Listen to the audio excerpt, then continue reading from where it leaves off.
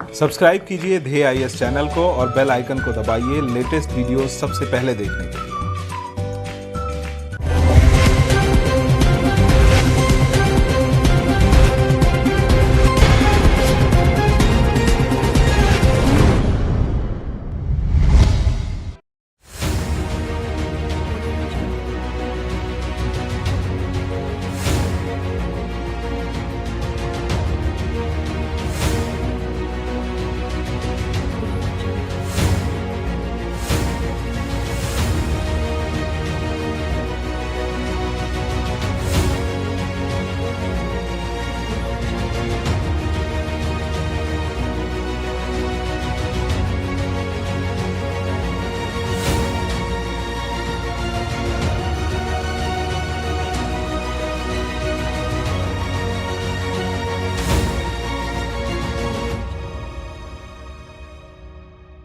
2 साल पहले प्रधानमंत्री नरेंद्र मोदी ने आयुष्मान भारत योजना की शुरुआत की थी। वहीं स्वतंत्रता दिवस के मौके पर प्रधानमंत्री मोदी ने एक नई योजना राष्ट्रीय डिजिटल स्वास्थ्य मिशन की शुरुआत करने की घोषणा की। गौरतलब है कि प्रधानमंत्री का 7वां संबोधन था। राष्ट्रीय डिजिटल स्वास्थ्य योजना के अलावा प्रधानमंत्री ने 3 अन्य योजनाओं की भी शुरुआत की।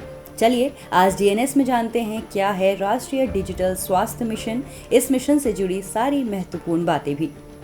राष्ट्रीय डिजिटल स्वास्थ्य मिशन का मकसद एक ऐसी व्यवस्था को जन्म देना है जहां हर भारतीय को एक स्वास्थ्य पहचान पत्र दिया जाएगा, साथ ही उसके स्वास्थ्य का लेखा जोखा भी डिजिटल प्लेटफॉर्म पर मौजूद रहेगा।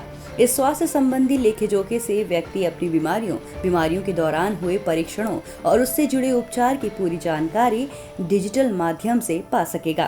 क्या है ये मिशन? मूल रूप से NDHM का मकसद एक स्वास्थ्य सूचना संगठन और देश में स्वास्थ्य सेवाओं के लिए एक डिजिटल पारिस्थितिकी तंत्र बनाना है, ताकि भारत के नागरिकों, स्वास्थ्य पेशेवरों, सार्वजनिक अस्पतालों के साथ साथ निजी क्षेत्र के संस्थानों को ये सुविधाएं आसानी से मुहैया कराई जा सके। NDHM राष्ट्रीय डिजिटल स्वास्थ्य के खाके के लिए एक कार्यकारी संस्था के तौर पर काम करेगी। इसका मकसद स्वास्थ्य संबंधी सूचनाओं का ऐसा डेटाबेस तैयार करना है जिसकी मदद से आसानी से लोग अपनी स्वास्थ्य संबंधी सूचनाओं तक पहुंच सके। हर नागरिक के स्वास्थ्य डॉक्टर का लेखा जोखा एक ऐप या वेबसाइट के जरिए संचालित होगा, लेकिन ये रिकॉर्ड्स व्यक्ति तक ही सीमित रहेंगे।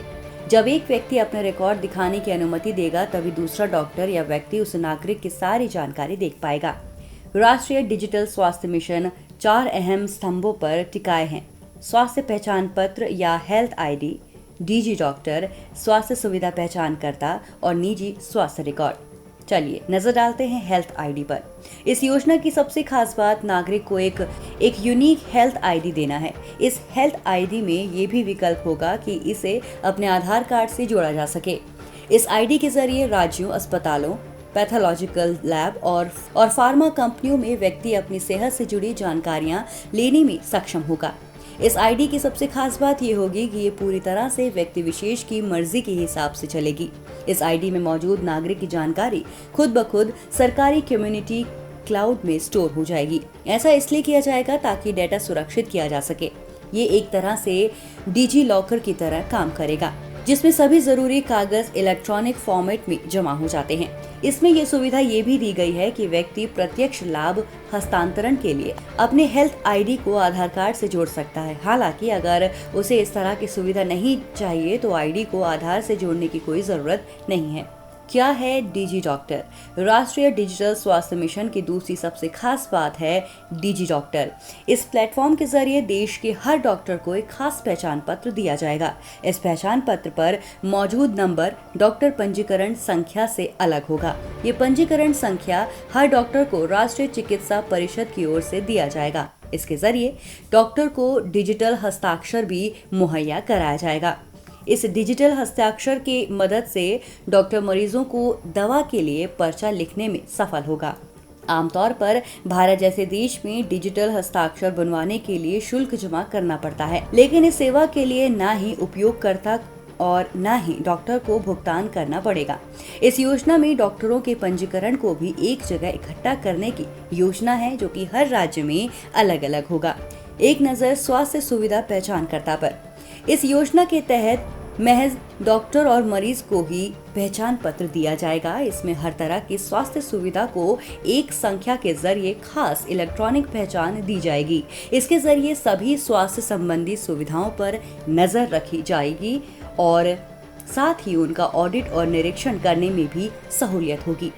आजकल भारत में अस्पताल खोलना एक जटिल प्रक्रिया है। इसकी वजह यह है क्योंकि कई सारी जरूरतों के लिए अलग अलग एजेंसियों से अनुमति लेनी पड़ती है और कई जगह पंजीकरण कराना पड़ता है।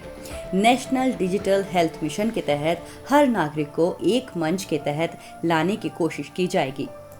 निजी स्वास्थ्य रिकॉर्ड्स। राष्ट्रीय डिजिटल स्वास्थ्य मिशन की चौथी सबसे अहम बात है निजी स्वास्थ्य अभिलेख। इन निजी अभिलेखों में नागरिकों की सारी स्वास्थ्य संबंधी जानकारियां मौजूद रहेंगी। इसमें जन्म से लेकर प्रतिरक्षा, सर्जरी, प्रयोगशाला टेस्ट तक सारी जानकारी होंगी। इसे हर नागरिक के स्वास्थ्य पहचान पत्र से जोड़ा जाएगा। इसे निजी हेल्थ रिकॉर्ड कहने की वजह है इस रिकॉर्ड का स्वामित्व। इस रिकॉर्ड का मालिकाना हक उसी शख्स के पास होगा जिनके ये रिकॉर्ड है।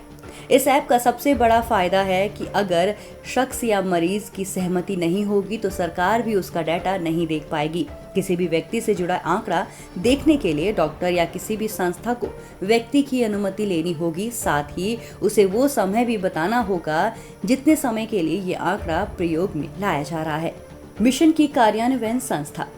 राष्ट्रीय स्वास्थ्य प्राधिकरण जो कि आयुष्मान भारत और प्रधानमंत्री जो आरोग्य योजना के लिए भी कार्यान्वयन संस्था के तौर पर काम करती है, वो इस योजना के लिए भी कार्यान्वयन संस्था होगी। इस रिपोर्ट के मुताबिक संस्था में 2 भाग होंगे। एक घातक नीतियों और उनके विनियमन के लिए काम करेगा, जबकि दूसरा इसे लागू करने के मद्देनजर होगा। और कौन से देशों में मौजूद है ऐसी संस्था? इस योजना को तैयार करने के दौरान कई देशों में मौजूद इस तरह की व्यवस्था का बारीकी से अध्ययन किया गया। इसके लिए अमेरिका में नेशनल हेल्थ सर्विस, इंग्लैंड में डिजिटल और दक्षिण कोरिया के डिजिटल हेल्थ रिकॉर्ड का गहनता से अध्ययन किया गया। भारत में स्वास्थ्य सुविधाएं बहुत ही लचर हालत में हैं। यहाँ सरकारी चिकित्सा सेवाओं में अक्सर ही लापरवाही, लाल फीताशाही, संसाधनों का दुरुपयोग और भ्रष्टाचार बड़े पैमाने पर देखा जाता है। निजी स्वास्थ्य सेवाओं में भी कोई तय मानक नहीं मौजूद है जिसके तहत सारी सुविधाओं को एक दायरे में लाया जा सके।